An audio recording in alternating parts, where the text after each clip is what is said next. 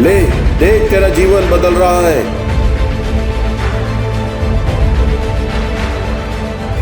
Yes पिताजी, आने दे, आने दे, आने दे, आने दे इस अभिषेक को।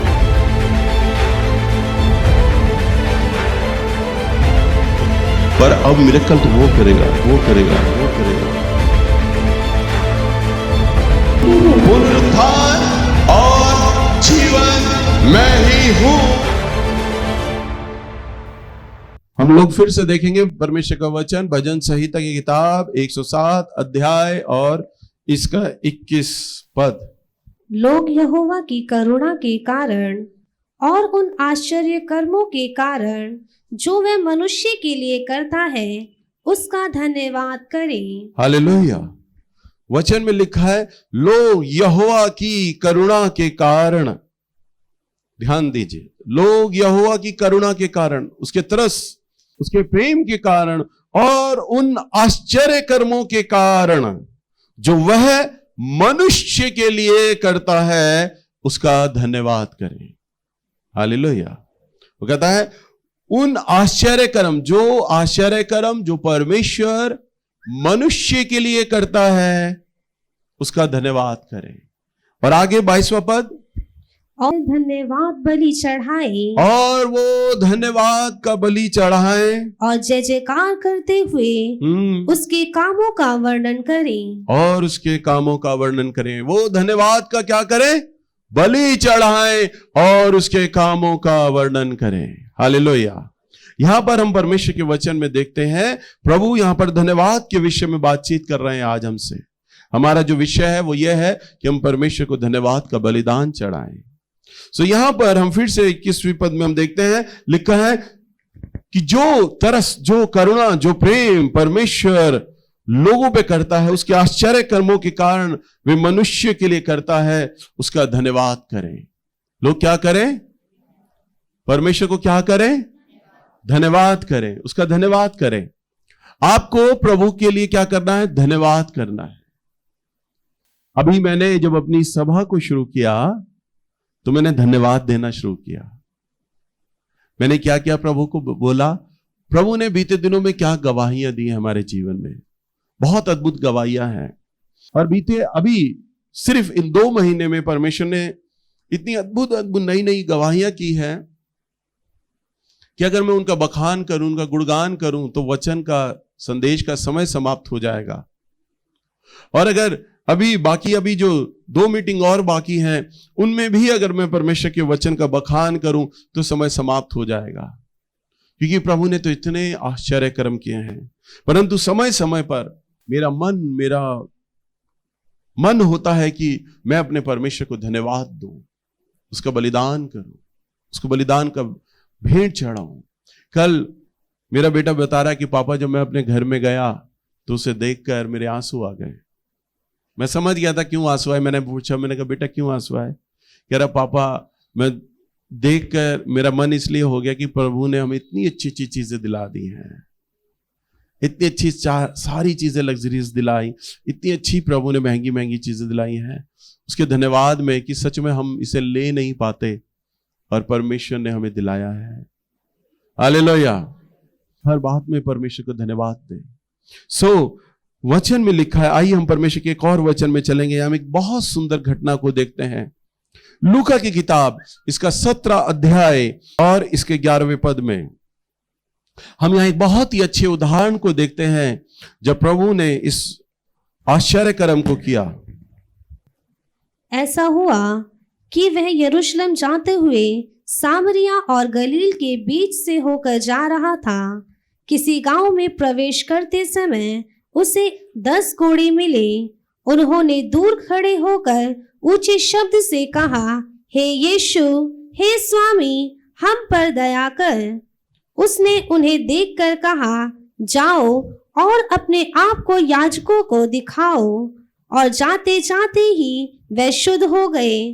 तब उनमें से एक यह देखकर कि मैं चंगा हो गया हूँ, ऊंचे शब्द से परमेश्वर की बड़ाई करता हुआ लौटा और यीशु के पांव पर मुंह के बल गिरकर उसका धन्यवाद करने लगा, और वह सामरी था। इस पर यीशु ने कहा, क्या 10 शुद्ध ना हुए थे, तो फिर वह नो कहाँ है? क्या इस परदेसी को छोड़ कोई और ना निकला जो परमेश्वर की बड़ाई करता? हालेलुया। यहां हम देखते हैं एक अद्भुत घटना को परमेश्वर के वचन में। हम देखते हैं कि परमेश्वर एक निर्जन जगह से यानी एक जंगल की ओर से होकर जा रहे थे गलील में, और हम देखते हैं कि वहां पर 10 कोढ़ी हैं। कौन है? 10 कोढ़ी। कोढ़ी का जो एक पेशेंट रहता है, उसके पास से बहुत ज्यादा दुर्गंध आती है, जैसे मांस के सड़ने की। कभी जब आप शमशान घाट जाते हैं तो आप जब जाते हैं उसके पास खड़े हो जाते हैं ना, अर्थी के पास जब जल रही होती है तो उसको जो स्मेल होता है, क्योंकि जलन का वो स्मेल है, बॉडी अब जल रहा है तो उसका जो जलने का दुर्गंध होता है, उसी तरह का कोढ़ी के पास से आता है। बहुत आपका जी खराब हो जाएगा, कई लोगों को तो उल्टी तक हो जाएगा, बहुत ज्यादा सड़ान और दुर्गंध आती है। कोढ़ के कारण मांस जो होता है वो यहां से झड़ने लग जाता है, मांस हड्डियां गलने लग जाती हैं, धीरे धीरे ये उंगलियां गलने लग जाती हैं, इतनी उंगलियां बचती हैं, ये भी झड़ जाती हैं, फिर ये कोढ़ियों की सारी उंगलियां गल जाती हैं, ये बिल्कुल ऐसा हो जाता है यूं करके, यहां तक पैरों की उंगलियां खत्म हो जाती हैं, गल जाती हैं, ऐसे होता है। वचन में अगर हम पुराने नियम में देखें तो कोढ़ एक श्राप है। कोढ़ क्या है? एक श्राप है। उस जमाने में लोगों को कोढ़ हो जाया करता था क्योंकि उन्होंने कोई पाप किया होता था तो परमेश्वर का दंड ऐसे व्यक्तियों पर आ जाता था। लोगों को यह मालूम होता था कि अब परमेश्वर का दंड इस व्यक्ति पर आया है, एक श्राप आ गया है, इसे कोढ़ हो गया है। सबसे पहली बात तो लोग ये जान लेते थे कि अब परमेश्वर ने इसे छोड़ दिया है क्योंकि अब दंड आ गया है, ये श्रापित है व्यक्ति। और ऐसी अवस्था में जब उसके पास से बहुत दुर्गंध आ रही है, मांस गल रहा है, ऐसे व्यक्ति को वो जंगल में फेंक दिया करते थे। अगर आप नए नियम में अगर आप देखें, पढ़ें, हर जगह ये पाएंगे कि कोढ़ी लोग जंगलों में रहते थे। तब उन्हें बस्ती या गांव में रहने की इजाजत नहीं दी जाती थी क्योंकि लोग उन्हें बाहर कर दिया करते थे। वही परिवार के लोग, हो सकता है उस परिवार के बेटे को कोढ़ हो गया हो सकता है उस परिवार के मुखिया को, पिता को कोढ़ हो गया हो, जिस बाप ने बड़े लाड़ प्यार से अपने बच्चों को पाला हो या जिसका पति हो, वो सब लोग ये चाहते हैं कि अब ये हमारे पास से अलग हो जाए क्योंकि परमेश्वर का दंड इस पर आ गया है। और साथ ही साथ उसकी एक ऐसी भयानक दशा हो गई है कि अब उसे घर में नहीं रख सकते, समाज में रहने लायक नहीं है, हमारे गांव में नहीं रहेगा, वो उसे जंगल में फेंक दिया करते थे। अब आप समझ सकते हैं जंगल में क्या मिलेगा, ना उसे कपड़ा मिलेगा, ना खाने को खाना मिलेगा। जंगल में तो जानवर रहा करते हैं, जानवरों जैसी बदतर हालत उस कोढ़ी की हो जाती थी। मैं समझता हूं कोढ़ी उस समय, क्योंकि कोढ़ी व्यक्ति को खुजली भी बहुत होती है, तो वो बेचारा ठीकरा लेकर अपने शरीर को खुजाता रहता होगा। मांस अलग गल रहा है, उसमें कीड़े अलग लग रहे हैं, सड़ान आ रही उसके पास से। परिवार के लोग अब जंगल में भी नहीं जाया करते थे उसे कोई खाना देने के लिए, ना उसे कोई दवाई देने के लिए जाता था, ना कपड़ा देने के लिए कोई पूछने भी नहीं जाता था। जिंदा है, मर गया है, बदतर हालत में, बस अब वो परमेश्वर के ऊपर वो छोड़ दिया करते थे। अब तो परमेश्वर का दंड आया ना, परमेश्वर ही निपटेगा उससे। ऐसे व्यक्ति को जिन्होंने लोगों ने छोड़ दिया, समाज ने छोड़ दिया, परिवार के लोगों ने छोड़ दिया, जो उसके अपने थे उन्होंने छोड़ दिया, एक दंड आने की वजह से जो जंगल में होता है। हम देखते हैं प्रभु यीशु मसीह जंगल में जा रहे थे, अरे नहीं, वो तो कोढ़ियों को चंगा करने जा रहे थे। हालेलुया। क्योंकि मेरा यीशु बहुत तरस और बहुत प्रेमी परमेश्वर है। वो जानता था कि ऐसे कोढ़ी लोगों के लिए उनके पास कोई आशा नहीं है। परमेश्वर का तो दंड आ गया है और समाज ने उन्हें अलग कर दिया है, उन्हें निकाल दिया है। ना उनके पास खाने को है कुछ, ना पहनने को है, वो अपनी बीमारियों में है और बहुत हो चुका अब वो सजा, बहुत हो चुका उनका दर्द, बहुत हो चुका अब वो दंड। वो यीशु मसीह तरस और प्रेम के परमेश्वर वो जंगल में से होकर उस गांव में जाते जानबूझकर, और तब प्रभु को 10 कोढ़ी मिलते हैं। प्रभु को मालूम है मैं जाऊंगा तो यहां पर सारे कोढ़ी इकट्ठे हो जाएंगे, और तब 10 के 10 कोढ़ी आते हैं और वो कहते हैं, हे रब्बी हम पर दया कर, हे परमेश्वर हम पर दया कर। तब प्रभु यीशु मसीह उन्हें कहते हैं, जाओ अपने आप को याजकों को दिखाओ, जाओ अपने आप को याजकों को दिखाओ। याजकों को दिखाने का यह अर्थ था कि कोढ़ी व्यक्ति जब याजक के पास जाएगा, तो पुराने नियम में लिखा है याजक के पास जाकर पाप बलि की जो व्यवस्था थी याजक उसे पूरा करेगा। तब कोढ़ी जाएगा, अपने शरीर को दिखाएगा याजक को, देखो अब मैं ठीक हो गया हूं, अब कोढ़ मुझ में नहीं है, और फिर वे साथ साथ मेमना भी लाएगा बलिदान चढ़ाने के लिए। हालेलुया। अभी हम भजन संहिता में देख रहे थे ना, पढ़ रहे थे, धन्यवाद का बलिदान चढ़ाएं। हालेलुया। तब जो कोढ़ी चंगा हो जाता था, जिस पर से वो श्राप दंड की आज्ञा हट जाया करती थी, वो याजक के पास मेमना लेके जाया करता था अपना बलिदान दिखाने के लिए। और तब याजक उसे देखता था कि हाँ अब ये शुद्ध हो गया है, और तब उसकी पाप बलि को ग्रहण करता था और परमेश्वर के सिंहासन के सामने वो मेमना चढ़ाया जाता था, और तब वो धन्यवाद का बलिदान परमेश्वर के सामने अर्पण किया जाता था। और वे सारी क्रियाएं करने के बाद तब उस व्यक्ति को परमेश्वर की ओर से परमिशन मिलता था, आराधनालय से, याजक से परमिशन मिलता था, फिर वो जाकर अपने परिवार के पास जा सकता है, समाज के पास जा सकता है। परंतु अगर वो ठीक हुआ है तो परिवार और समाज में जाने से पहले पहले वो याजक के पास जाएगा, क्योंकि अगर याजक ने उसे अलाउ किया परमेश्वर की ओर से कि अब तू ठीक है, अब तू समाज में रहने लायक है, तभी वो जाएगा। अगर याजक ने मना कर दिया तो वो अपने परिवार से नहीं मिल सकता है। सो प्रभु ने बड़ी उत्तम बात कही, जाओ अपने आप को याजकों को दिखाओ। हालेलुया। उसी वक्त लिखा है 10 के 10 कोढ़ी चंगे हो गए। अरे वो तो प्रभु है, प्रभु ने बोला, उसके शब्द से लोग चंगे हो जाते हैं। इस समय भी तो उसका वो वचन है जिस समय पुलपिट पे से दिया जा रहा है, वही शब्द, और उस शब्द से वो 10 कोढ़ी जाते जाते ठीक हो गए। परंतु कुछ समय बाद एक कोढ़ी उनमें से आया और उसने प्रभु को दिखाया, देख रब्बी तूने उस समय याद है, तू जंगल में से जा रहा था, हम 10 व्यक्ति थे, हम 10 के 10 कोढ़ी थे, हम तेरे पास आए थे और तूने आज्ञा दी थी। प्रभु ने कहा मुझे मालूम है, मैंने कहा था जाओ याजकों को दिखाओ, क्या किया तुमने? वो कहता है प्रभु देख, तेरे कहे अनुसार मैं याजक के पास गया, मैंने अर्पण किया, वो बलिदान चढ़ाया। उसके बाद मैं अपने परिवार में गया, अपनी पत्नी से मिला, अपने बच्चों से मिला, मेरे बच्चे जो छोटे थे जिन्हें मैं छोड़कर गया था और वो बड़े हो गए हैं, कुछ का तो ब्याह हो गया है, अपने रिश्तेदारों से मिला, समाज से मिला, मुझे बहुत अच्छा लगा।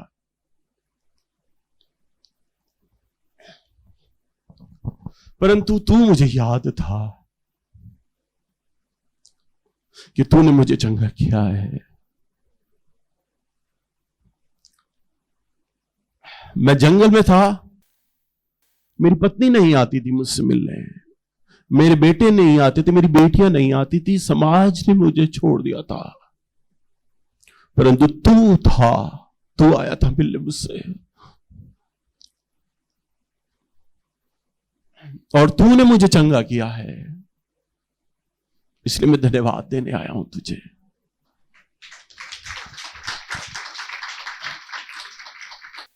हालेलुया। सो इस प्रकार से वो कोढ़ी व्यक्ति आया प्रभु यीशु मसीह को धन्यवाद देने के लिए। वचन में लिखा है, यहोवा परमेश्वर अपनी करुणा, अपने तरस, अपने प्रेम से आपके जीवन में नित्य नए आश्चर्य कर्म करता है।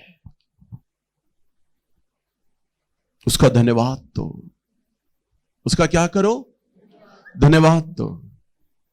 इस समय वचन को बताते हुए मालूम है मेरे आंसू क्यों आ रहे हैं?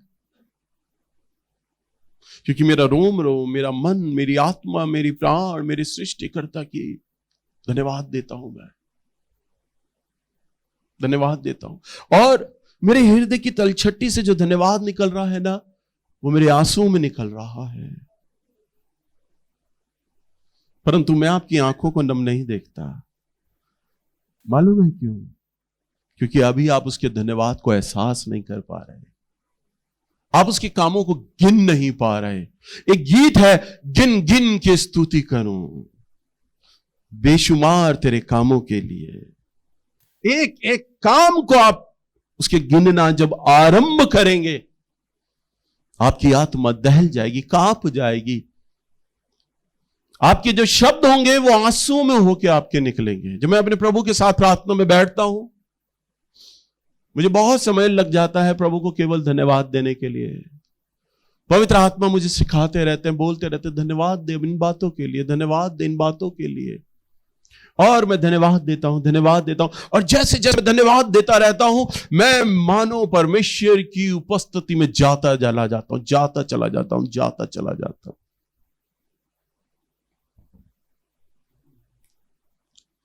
अभी परसों मैं टीवी के अंदर कुछ प्रोग्राम देख रहा था। अचानक परमेश्वर की आत्मा ने मुझसे बोला, तेरा प्रार्थना का समय हो गया है, प्रार्थना कर। मैंने कहा हाँ प्रभु, बस जा रहा हूं मैं, 20 सेकंड और रुकाऊंगा बस। मैं रिमोट से टीवी बंद किया, दरवाजे में कुंडी लगाया और फ्रिज की तरफ जब मैं अपने घर के बेडरूम में जाने लगा, मेरे आंसू बहने लग गए, मैं रोने लग गया। और मैं कमरे की अपनी कुर्सी पे जाकर ठीक से बैठा भी नहीं था, बच्चों के समान फूट फूट कर रोने लग गया।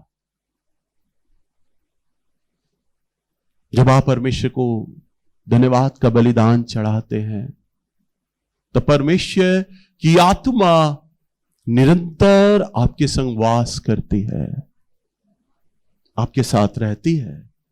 वे आपके लिए हर बात में चिंता करते हैं। मैं परमेश्वर की उपस्थिति को निरंतर अपने साथ महसूस करता हूं कि वो मेरे साथ है। भले ही मुझे शारीरिक आंखों से न दिखे, परंतु वो मेरे साथ है। मैं खाली शब्दों में नहीं कह रहा, मैं परमेश्वर की उपस्थिति महसूस करता हूं। वो आपके साथ भी रहेगा, हर पल रहेगा। अगर आपके हृदय में धन्यवाद का बलिदान हो, धन्यवाद का मन हो, आप उसके कामों का गुणगान करें, हृदय से धन्यवाद दें।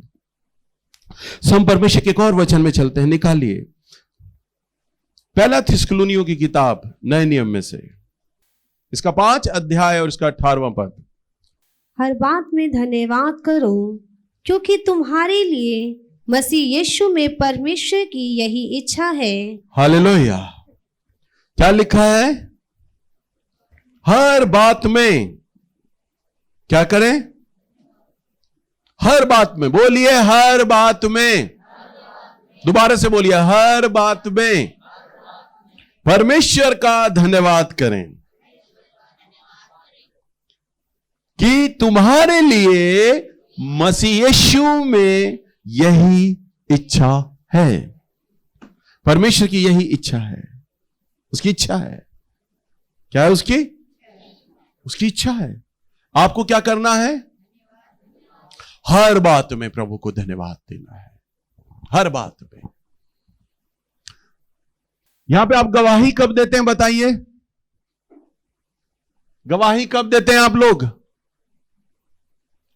उदाहरण के लिए, जब आपको प्रभु चंगा कर दे, तब आप आकर गवाही देते हैं ना, बताते हैं कि प्रभु ने मुझे चंगा किया।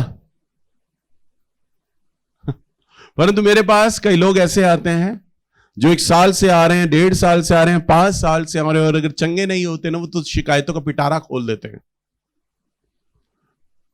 भैया आप मानसी दीदी को बोलो ना, वो पूछेगी प्रभु से हम क्यों नहीं ठीक हो रहे। आप परमेश्वर से पूछो हम ठीक क्यों नहीं हो रहे, कहां क्या कमी जा रही, क्या बात है, क्यों नहीं ठीक कर रहा परमेश्वर। हालेलुया। एक भी व्यक्ति यहां ये नहीं आया, मैं धन्यवाद देता हूं कि मैं बीमार था और मुझे किसी व्यक्ति ने बताया कि तू वहां जाएगा और तेरे लिए प्रार्थना होगी और तू ठीक हो जाएगा, चंगा हो जाएगा। मैं आया था इस आशा के साथ कि मेरे लिए प्रार्थना होगी और मैं चंगाई को पाऊंगा। परंतु मैंने जब पहले सप्ताह वचन सुना, दूसरे सप्ताह सुना, तीसरे सप्ताह सुना, वचन मुझसे बात करने लग गया, मेरा जीवन बदलने लग गया, मेरा मन बदलने लग गया। आज 5 साल हो गए हैं, भले ही मैं चंगा नहीं हुआ, परंतु मैंने सच्चे और जीवित ईश्वर से मुलाकात कर ली है। मैं मिल चुका हूं परमेश्वर से, और मैं धन्यवाद देता हूं इस बीमारी के लिए कि ये बीमारी अगर मुझ पर ना आती तो आज मैं जीवित परमेश्वर को ना जान पाता। प्रभु की इस बीमारी आने के लिए, उसके लिए मैं धन्यवाद देता हूं। हे बीमारी, मैं तेरे को धन्यवाद देता हूं, तू मुझ में है, इस कारण से मैं अपने परमेश्वर को जान पा रहा हूं। और परमेश्वर भी ये जानते हैं कि अगर मैंने इसे चंगा कर दिया तो ये चला जाएगा। प्रभु ने पूछा, क्या वो 10 कोढ़ी चंगे ना हुए? हालेलुया। वो 10 कोढ़ी चंगे। हर एक व्यक्ति के लिए परमेश्वर की इच्छाएं अलग अलग हैं। हर एक व्यक्ति के जीवन में अलग अलग प्रकार से काम करता है। कई लोग तो परमेश्वर का वचन घर में सुन लेते हैं तो चंगे हो जाते हैं, कई लोग यहां आते हैं तो चंगे हो जाते हैं, कई लोग सालों साल नहीं चंगे हो पाते हैं। इसका अर्थ यह नहीं है, जरूरी नहीं कि आप में कमी हो, जरूरी नहीं कि परमेश्वर आपको चंगा नहीं करना मांग रहे, परंतु परमेश्वर की इच्छा कुछ अलग है आपके लिए। परंतु उस बात में आप परमेश्वर को शिकायतें ना दें। इस समय जबकि महामारी है, कई लोगों के काम धंधे बंद हैं, फैक्ट्रियां नहीं चल रही हैं, दुकानें नहीं चल रही हैं। हो सकता है आप में से कई लोगों को नौकरियों से निकाल दिया गया हो सकता है आपको नौकरियों में आधी तनख्वाह इस समय मिल रही हो सकता है। परंतु मेरे पास जब लोग आते हैं ना तो ये कहते हैं अब हमारा काम धंधा नहीं चल रहा भैया, बहुत ज्यादा दिक्कत चल रही है, बहुत ज्यादा किल्लत चल रही है, बहुत ज्यादा फाइनेंशियल प्रॉब्लम चल रही है, बस रोटी कैसे खा पा रही है ये नहीं समझ आ रहा, बस बहुत ज्यादा दिक्कत है। परंतु आप प्रार्थना करो परमेश्वर हमें आशीष दे, आप प्रार्थना करो हमें अच्छी नौकरी मिल जाए, आप प्रार्थना करो हमारा अच्छा काम चल जाए। आप विचार करें, क्या इस महामारी में क्या आपको प्रभु ने भूखा सोने दिया था? भूखा सोने दिया था? इस सेकेंड वेव के अंदर कितने लोग मर गए? आपकी जानकारी में कई लोग मरे होंगे, रिश्तेदारों में कई लोग मरे होंगे, परंतु आप तो देखो भले चंगे हैं, आपको तो बीमारी छू भी ना पाई। क्या यह परमेश्वर की करुणा नहीं थी? परमेश्वर ने इस महामारी में भी आपके घर में राशन दिया, आपको हर प्रकार की सुख सुविधाएं दी, भोजन दिया। क्या यह परमेश्वर का अनुग्रह नहीं था? क्या ये उसके आश्चर्य कर्म नहीं थे? आप क्यों उन आश्चर्य कर्मों को नहीं गिनते जो परमेश्वर ने आपके लिए किए हैं? आप तो वो गिनते हैं जो आपके पास नहीं है। प्रभु तूने मेरे काम को नहीं बढ़ाया, मेरे पास शिकायत है। मेरी तनख्वाह आधी हो गई, मेरी ये शिकायत है। मुझे नौकरी से निकाल दिया गया, मैं इतने साल से काम कर रहा था उस फैक्ट्री में, मुझे निकाल दिया गया, मेरी ये शिकायत है। आप परमेश्वर के सामने शिकायतें करते हैं। अगर आप हृदय से धन्यवाद देना आरंभ कर देंगे ना, और अपनी शिकायतों को बताना और गिनवाना बंद कर देंगे ना, और केवल हर बात में प्रभु धन्यवाद, ओ प्रभु धन्यवाद, क्योंकि वचन में लिखा है परमेश्वर की यही इच्छा है। क्या आप उसकी इच्छा को पूरा नहीं करेंगे? हालेलुया। आप इच्छा पूरा करेंगे या नहीं? तो आपको क्या करना है? धन्यवाद देना है। बीमारी है तो धन्यवाद, चंगाई हो गई है तो धन्यवाद, धन है तो धन्यवाद, अगर धन नहीं भी है, कंगालपन भी आ गया है तो भी प्रभु जी धन्यवाद। मैं आपको धन्यवाद का बलिदान चढ़ाता हूं।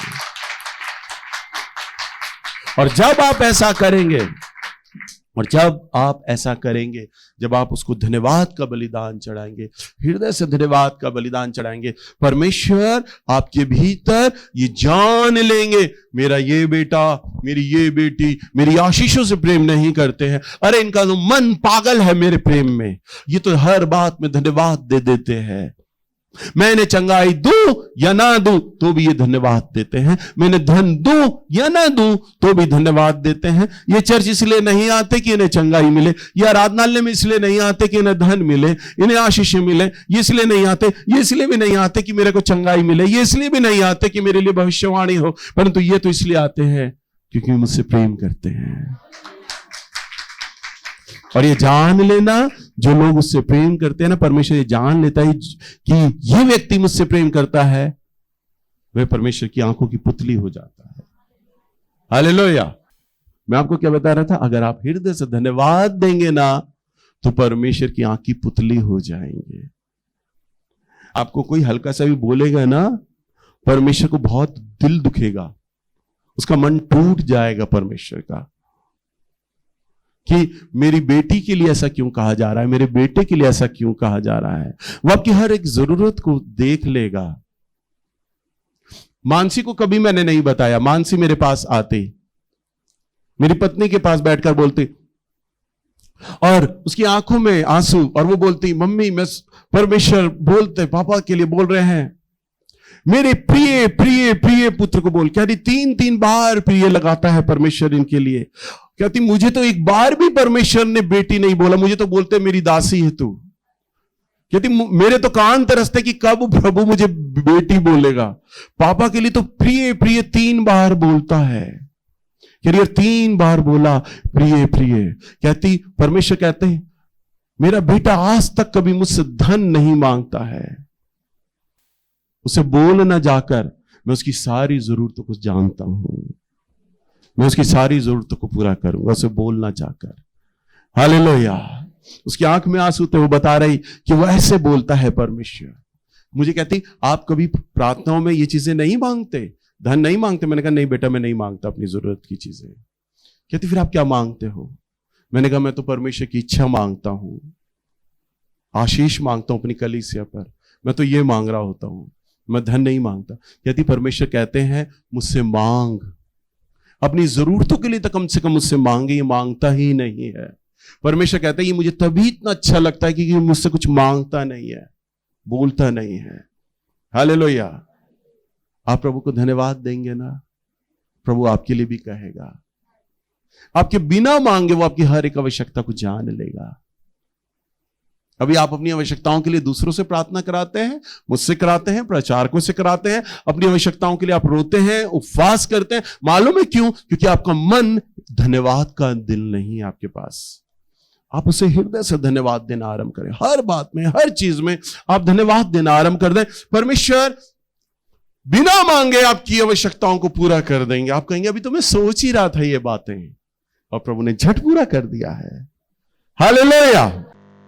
हम प्रभु को धन्यवाद देते हैं आज इस वचन के लिए, जो आज इस वचन के द्वारा परमेश्वर की आत्मा ने हमसे बातचीत की है। सो मैं आप लोगों के लिए प्रार्थना करने जा रहा हूं ताकि इस वचन के द्वारा परमेश्वर का आत्मा आपसे व्यक्तिगत बातचीत करे।